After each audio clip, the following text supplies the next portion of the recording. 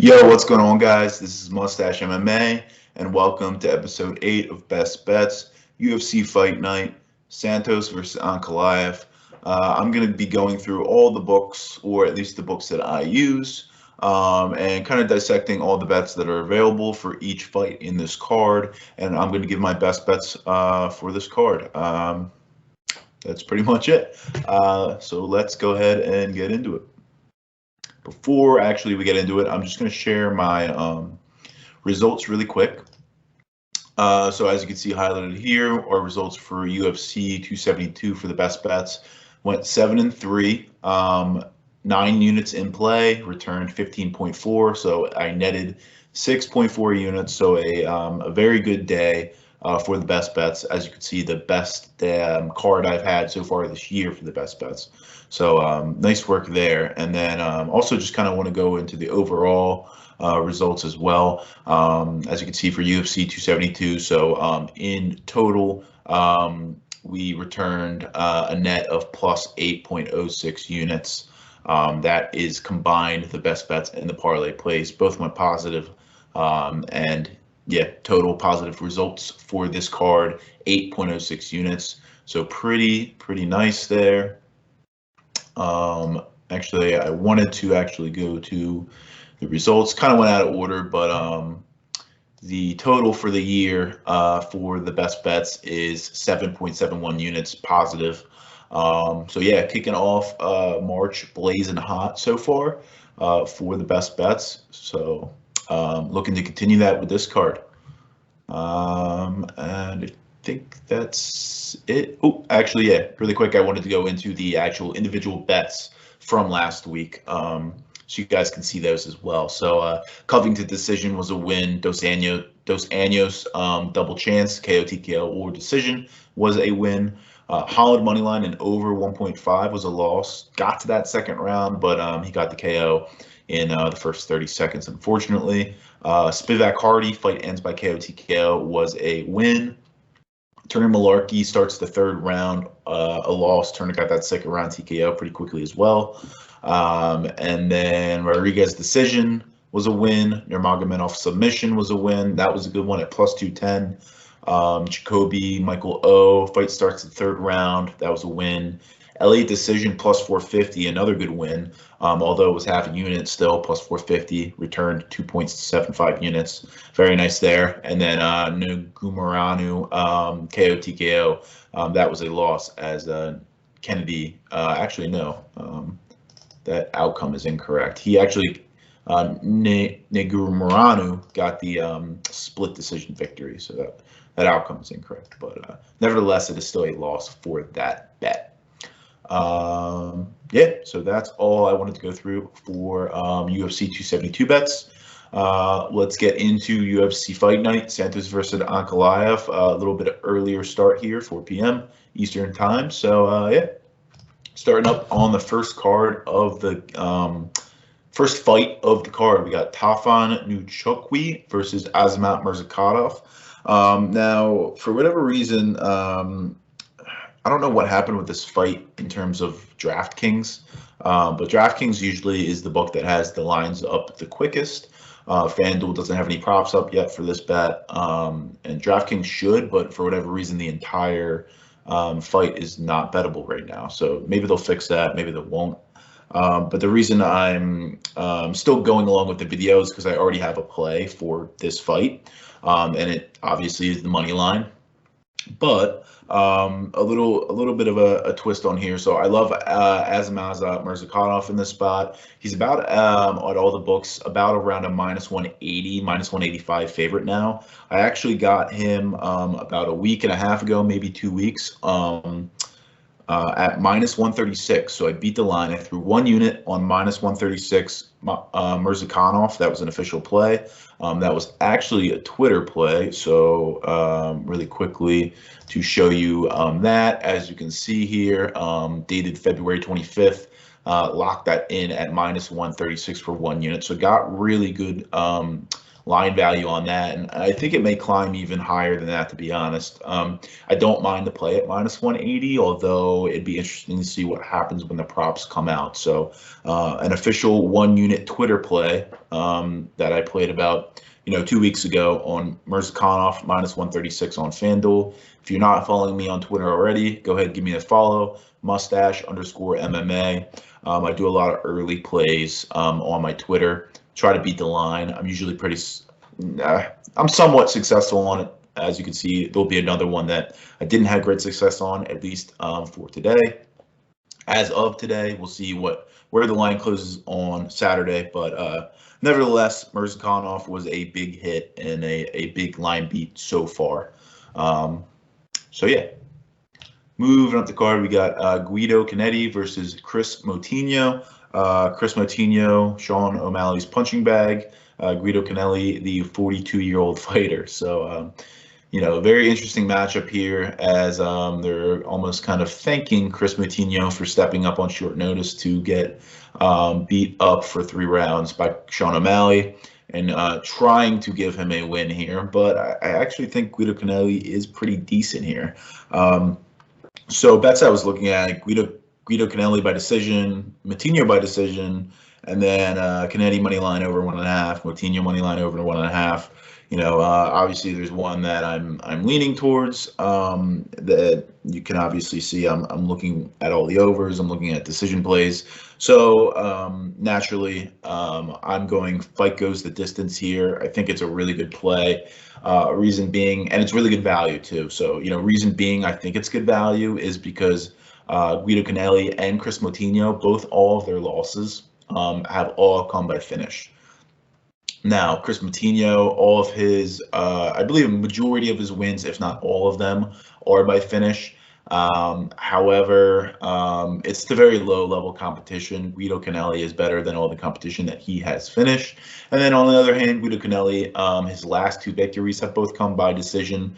And then his wins by finish have been, again, by poor competition. So I think this one is a really good play. -110 over on DraftKings. Let's actually double check FanDuel really quick to see if it's out. Sometimes I get caught up with,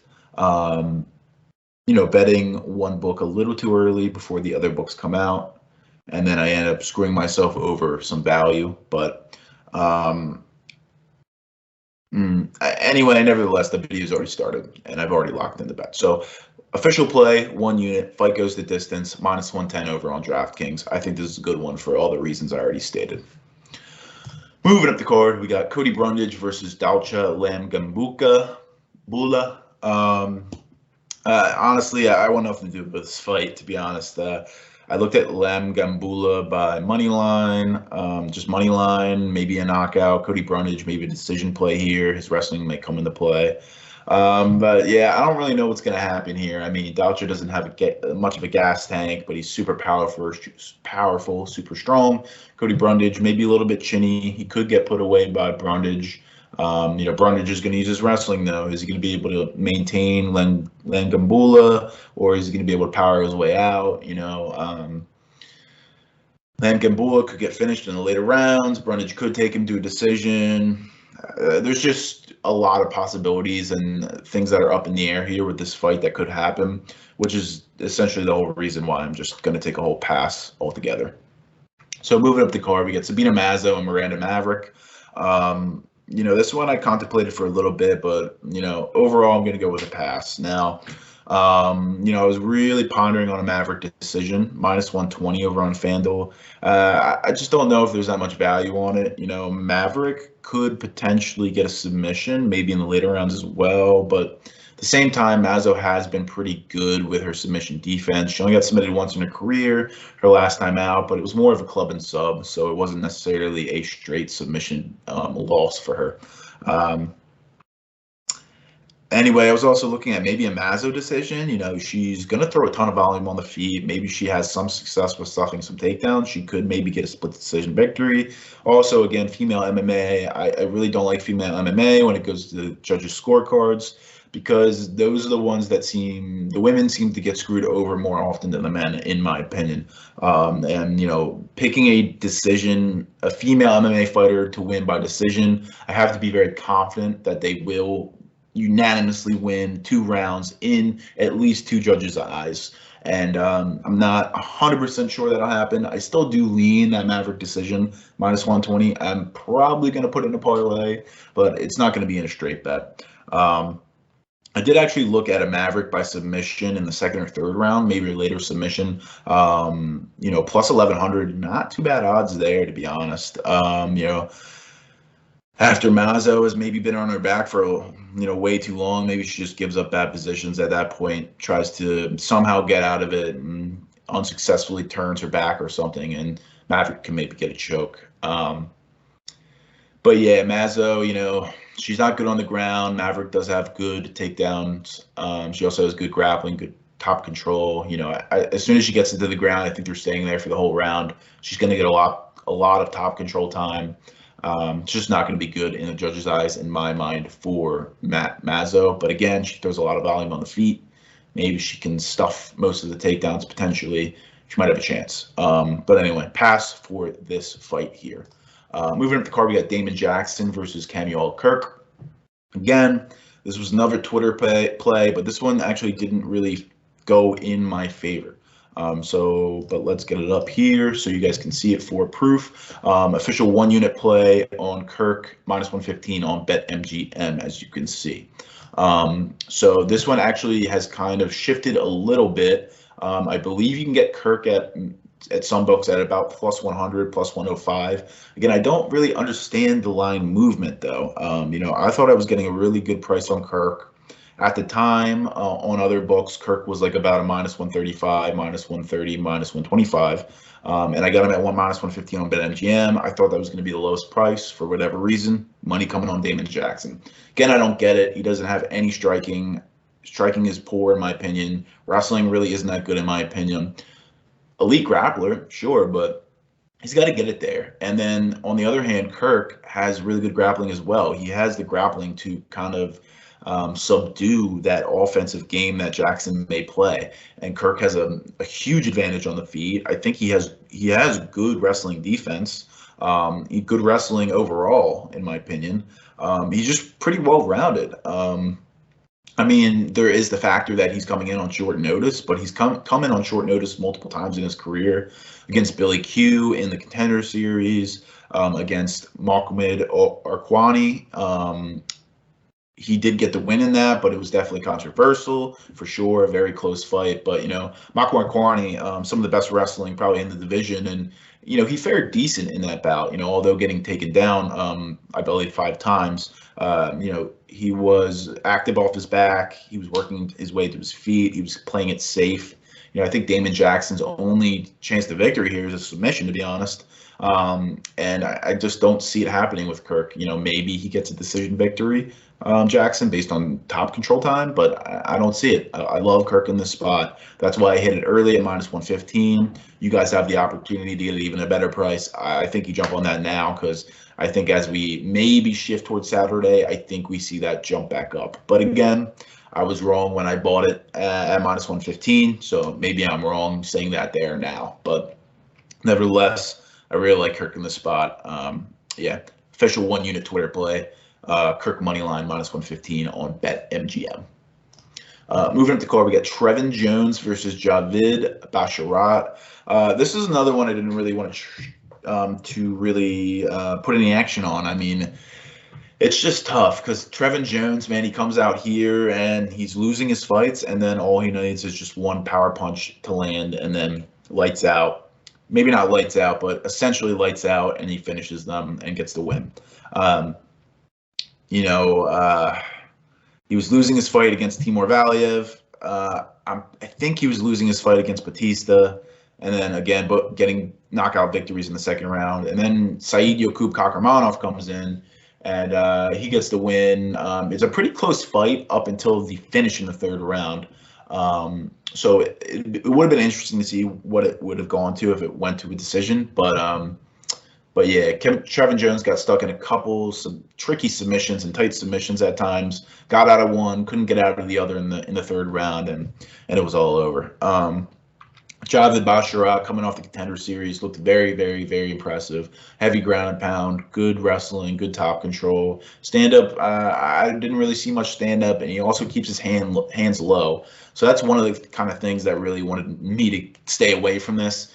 He keeps his hands too low for me, and for a guy like Trevin Jones, that's dangerous. So, Jones could get the knockout here. Basharat, he is a submission. I believe most of his wins on his resume are via submission. So that is a path to victory for him as well. Could also be decision. Trevin Jones does have decent grappling as well. Again, similar to the Dalcha, Lungiambula, and Cody Brundage fight, I just think there's a lot of different paths to victories for each of these guys. So it's hard to pick any props. It's hard to pick an over, under, or fight goes the distance or it doesn't. So for that reason, I'm staying away from it. Moving up the card, we got J.J. Aldrich versus Gillian Robertson. So this one, I do have a play, and I really favor the play here at plus money. So fight goes the distance at plus 122 over on FanDuel. I looked at an Aldrich decision, plus 130 on FanDuel. I do favor her to win this one. Over 2.5, minus 125. Fight starts the third, minus 132. But, again, I ended up going with fight goes the distance, plus 122 over on FanDuel. I think it's really, really good value. So I'm throwing 1 unit on that. I don't know if I always forget if I ever say that. I'll just say it all over again. 1 unit, fight goes the distance, plus 122 on FanDuel. Anyway, now we can move on. So J.J. Aldrich, she's essentially been like a decision machine her whole career. She doesn't have much power in her hand. She has good technical striking, just kind of, throws a decent amount of volume. I would say good volume, actually. Is pretty successful with landing on her opponents. Good takedown defense. Maybe call it decent to good. I wouldn't say maybe good, actually, but, it's good enough. And I think it's going to be good enough against a girl like Gillian Robertson. So Gillian Robertson, really high level grappling for sure, offensively at least. And that's what we kind of want to stay away from, right? So Gillian Robertson, obviously, her one path to victory is the submission for sure. She could potentially get a decision as well and, gain that from maybe top control time. But it's more likely that the submission play here is what's going to happen. But, J.J. Aldrich, we've seen before, takedown defense is pretty decent. She's able to stuff a decent amount of those. At the same time, she's also able to get back to her feet pretty quickly. She has a pretty significant reach advantage. So if she can maintain that range pretty well against Gillian Robertson as well, it's going to be hard for Gillian Robertson to close that distance going for the takedown. Like I said, Gillian Robertson, I don't think her takedowns or wrestling is very that good. So I think J.J. Aldrich is going to have good success stuffing those takedowns, keeping it on the feet, keeping it at range, piecing her up. Also, Aldrich has the cardio edge here for sure. Robertson does tend to slow down in the third and at times gas. She's coming in on short notice as well, so that's going to play a factor. So yeah, all those reasons, I love this fight to go the distance here. 1 unit fight goes distance, plus 122 on FanDuel, even though I said it probably 4 times. Saying it one more time for you guys to hear. That's probably, based on the value, that's probably one of my favorite plays of the fight. I think very good value there. Moving up the card, we got Matt Semelsberger versus AJ Fletcher. So this one I debated on for a while, but I ended up going with a play. So I was looking at Semelsberger KO, TKO, Fletcher submission potentially. He uses his wrestling a lot. He does have a good amount of submissions on his resume. We haven't seen a lot of Semelsberger's wrestling and or grappling, so a bit of a question mark. Fight starts the third round. Anyway, what I ended up going with was actually an overplay. I usually do not play over-unders because I don't like the value on them. I usually instead like to go for fight starts the third or fight doesn't start the third, or even fight goes the distance, those kind of plays. Because I like the value better on them significantly. But for here, I think I want that extra 2.5 minutes. And I'll explain why. So anyway, I went with the over 1.5 minus 135 over on BetMGM, throwing 1 unit on that. There is a bit of line movement on this as well. It was minus 135 on FanDuel. That's jumped up to minus 150. Same thing with DraftKings, I believe. It was a little lower, somewhere around the minus 155 area as well. So head over to BetMGM. You get the best price for what it is now, and I think it will disappear soon and probably move up closer to minus 150 like the other books. Nevertheless, jumping into more of the fight here. So Matthew Semelsberger, he has really good power. Obviously, you can say, he has two sub 16-second knockouts on his resume. However, one guy didn't belong to be in the UFC. He was on there on short notice. The other guy, Jason Witt, super chinny guy. So, I don't know. He obviously does have good power because he knocked those guys out cold. But at the same time, he has two other UFC fights. Both went to decision. So I'm in this kind of zone where I'm thinking, like, does this guy really have the good power? Well, yes, he does. But does he have the ability to consistently land those shots? And, can that power carry as well? We don't know because he has two knockout wins in the UFC, and they've both been under 30 seconds. So that leaves me going for the over, obviously. AJ Fletcher, he's 9-0. He is a finisher as well. 8 of his 9 victories via finish. But, a lot of that competition is not very good at all, to be honest. His only really impressive victory was his last fight on the Contender Series, where I think he knocked off a guy who was like 11-2 or something like that. So I think what's going to happen here, Matthew Semelsberger, really long reach. AJ Fletcher is going to have to do something about that. So, expect AJ Fletcher. He moves a lot as well. AJ Fletcher, good movement, side to side, forward, backward. Hard to probably trigger and figure out what he's doing, but he's going to have to come in eventually, and that's where Semelsberger is going to attack. But Fletcher, what he's looking to do is probably close the distance, probably use his wrestling and engage in the wrestling game. So I think a lot of wrestling is going to happen in this fight. Potentially someone gets a takedown, and some grappling also occurs. So Semelsberger, he does have a wrestling base. I believe he wrestled in high school. So I've seen a little bit of it on the tape too, and it looks pretty good, looks pretty explosive. Not sure about the grappling game, but nevertheless, I just like this one to go over 1.5. I don't think AJ Fletcher is going to get called early, which I think is the big problem. I don't think AJ Fletcher is going to be able to do much to Matthew Semelsberger, to be honest. Now I'm thinking, instead of getting fight starts to third, which I was thinking of, I like that extra 2.5 minutes because we haven't seen AJ Fletcher go past that first round very often. And he does put on quite a pace, quite a pressure and pace and volume. So is he going to be able to maintain that? That's the big thing. I like getting that extra 2.5 minutes because I don't know. I don't know if he's going to be able to do it. So I'm going to play it on the safe side. Do the over 1.5. Semelsberger could catch him in the later of the second round. I'll be very happy if that happens for me switching to the over 1.5 rather than fight starts to third. But even if the fight doesn't start to third, I'll still be all right. I still got my win. I just didn't get as good value as I could have, but I did play it safe because I thought it was the safer play. Obviously.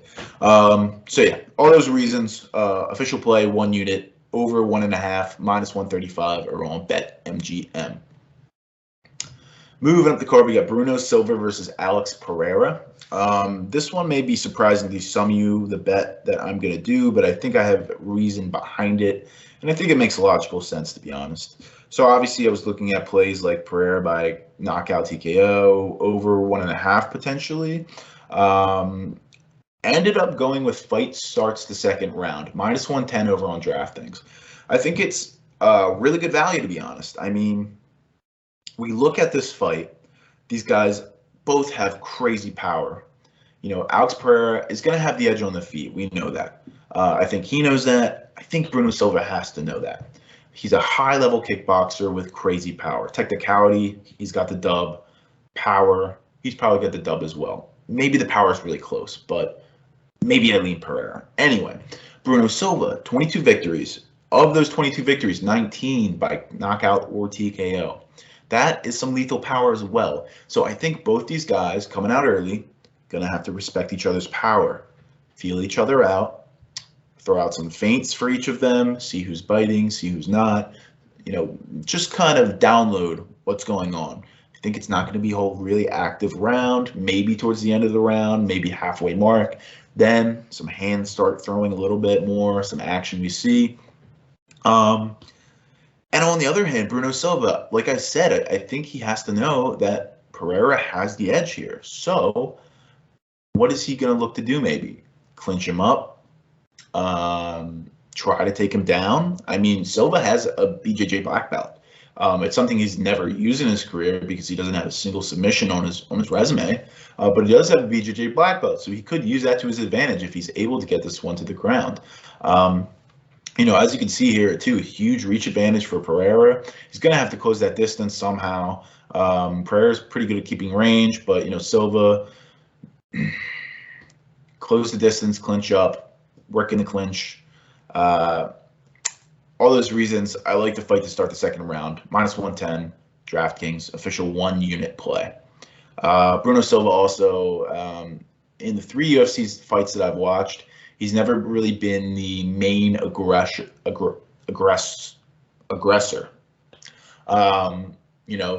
opponents have attacked him, which will probably be similar here. Bruno Silva, again, like I said, I think he's going to respect the power of Pereira. He's going to be pretty cautious early, may clinch up, may wrestle. So all those reasons, official 1 unit play, fight starts, second round, -110, DraftKings. Said it for the 5th time, probably. Drew Dober versus Terrence McKinney. Terrence McKinney's back here, guys. Coming in on short notice 2-3 weeks ago, getting a really impressive first-round sub. Took very little damage, so it makes sense that he's going to come back here and try to get the win over Drew Dober. I don't know if it's going to happen, though. Dober's really good, but McKinney does have the skills to potentially put him away. I do definitely believe that Drew Dober should be the favorite, and it's coming down to that point where he is probably priced correctly. I saw really early McKinney was almost at +200. I was so close to hitting it, but I didn't. I backed off, and I would have got great value because now he's at about -1 or +145. But anyway, going into this fight, I was looking at a couple different bets as well. And I got 2 plays for this fight, actually, that I do like a lot. One for the value, well, both for the value, and mainly one because I just think it makes a lot of sense. So official 1 unit play on fight starts the 3rd round, +120 over on DraftKings. Excuse me. So, reason why I like this one. So, Drew Dober, really good striker, right? Really calm striker. When pressure is put on him, guys start throwing wild. He's really calm. He's really composed. He maintains his striking, if you will, and throws a lot of good counters out there. McKinney is wild at times. So, that could be a problem for McKinney just coming in there, wild striking and throwing the pressure on him. Drew Dober's going to be composed. He's going to look for the counter shots. He might put you away. I think what McKinney wants to do, and I think his best path to victory, is use his wrestling. His wrestling is pretty impressive.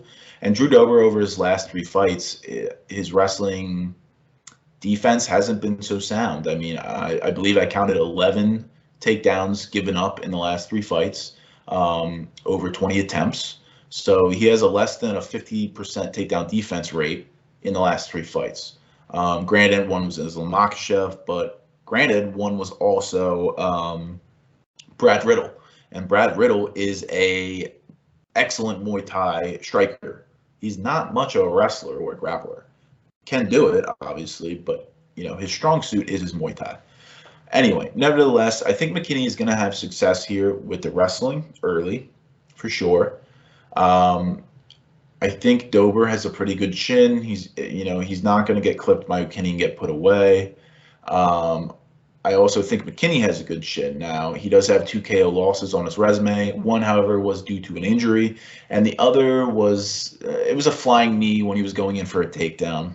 what are you going to do? That's going to put out everyone. It was timed well by his opponent, Sean Woodson, also a UFC fighter. So I don't hold too much weight to that. Either of those KO losses, I think he has a good chin. I think he's durable. And I think, some of these fight goes the distance, fight starts the third round, the over, I think they're priced incorrectly. I do think this one will go the distance, but I do like it. Fight starts the third round. I'm playing a little more conservative again for this one because I'm not sure if McKinney's gas tank. Drew Dober does have a good gas tank, good cardio. He can put up a good pace, and he could potentially finish McKinney in the third round here if McKinney, goes too hard and essentially gasses himself out and puts himself in that position to get finished. McKinney never being to a third round or a decision in his career. So just in case, he's gassed out and gets finished by Dober, I have fight starts the third round instead. Plus 120 over on DraftKings again for 1 unit. The second play I have actually is McKinney by decision, plus 900 over on DraftKings as well. So I'm throwing an official play, half unit on McKinney by decision, plus 900. Over on DraftKings. The reason I like this is for pretty much all the reasons I said before. McKinney, I think he's got the wrestling advantage. Grappling advantage is also there and is close. McKinney does have a lot of submissions on his resume. I didn't note it before, but Dober has pretty good submission defense. He's been submitted a couple times in his career, sure, but they've been the really high-level grapplers. Islam Makhachev being one, and he didn't get him till the third round. And then Beneil Dariush, who's also an excellent grappler, probably the best two grapplers in the division, if you will.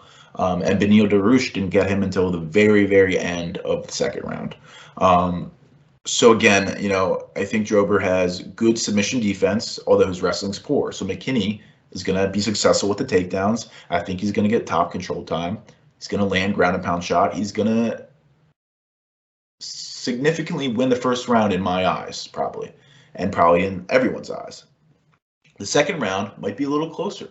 But again, McKinney might have that wrestling edge, get more top control time, get more ground and pound, win that second round.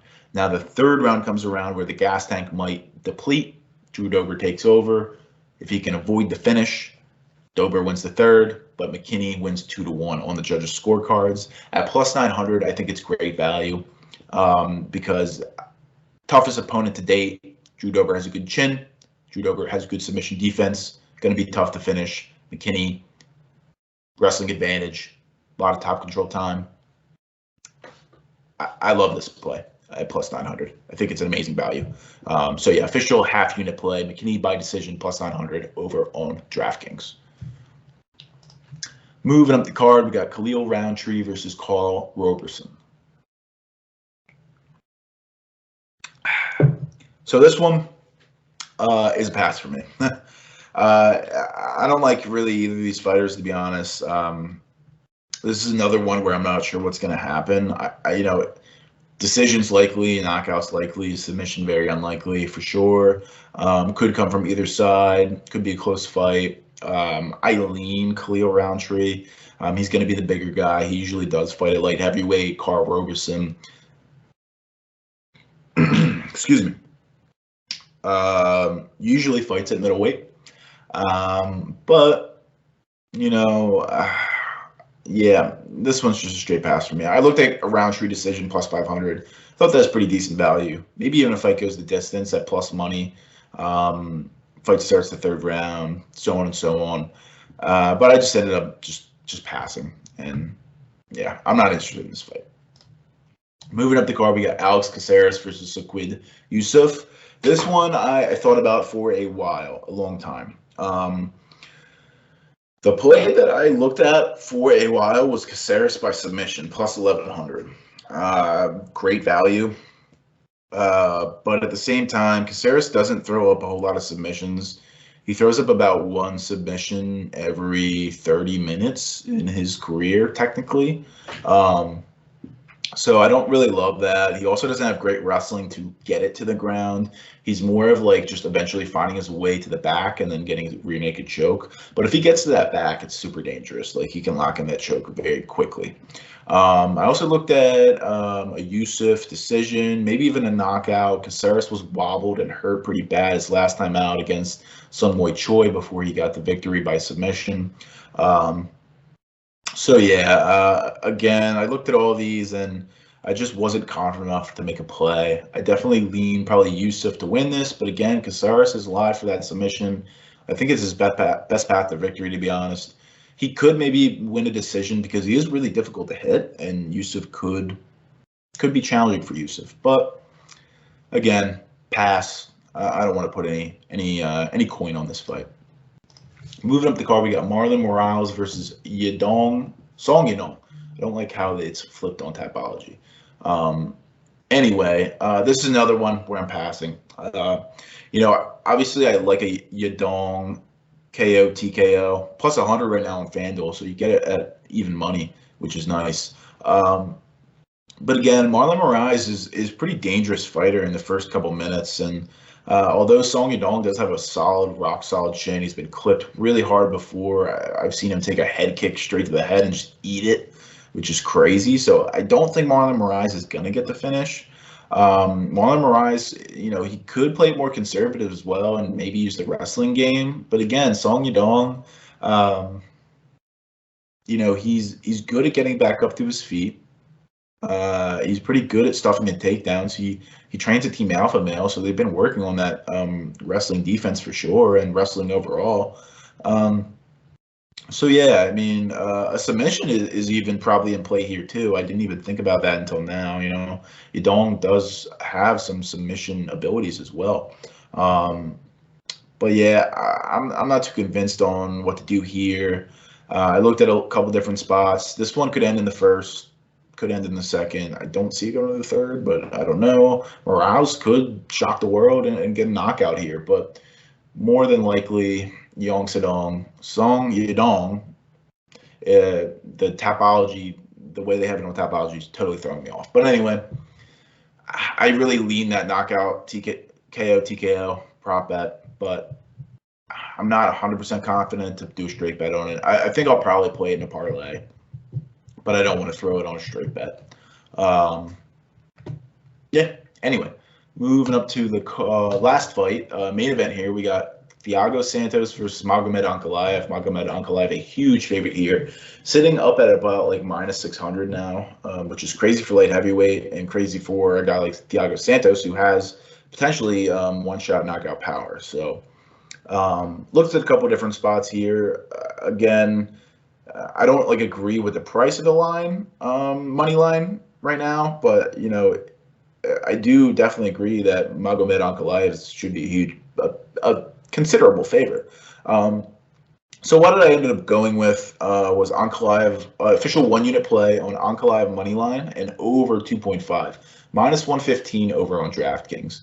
I just think it's a really good price. Ankalaev, he can wrestle, but he doesn't really like to go there often. He tends to just kind of keep things on the feet and kind of piece people up. Thiago Santos has been, his last 2 fights, very timid, if you will, to throw volume and to fight and to take chances. Magomed Ankalaev, same kind of thing. He's a patient fighter, looks for, the shots, sets them up. Like I said, he can use the wrestling. And he's pretty decent with it, but he doesn't do it often. And if he does get Thiago Santos down here, that could put him in trouble.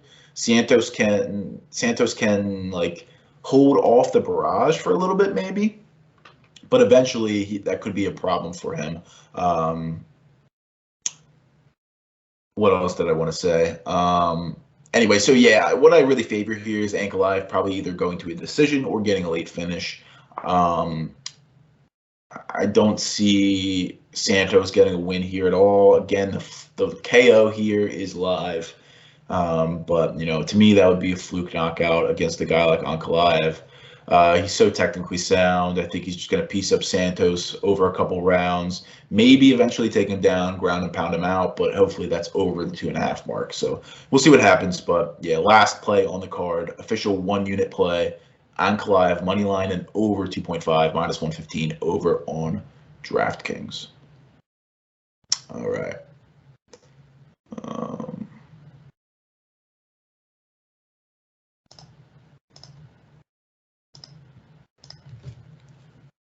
All right. Thanks a lot, guys, for watching. If you enjoyed this video, please hit the subscribe button. Please hit the like button. I have one more video coming out later today, my parlay plays. I will probably link the description in this video. So go ahead and check it out after this one if you don't mind. Yeah, if you have any plays that you're playing, let me know down in the comments. If you like any of the fighters going on this week, yeah, just let me know down in those comments. Thanks a lot, guys. Appreciate you for watching, and I'll see you soon.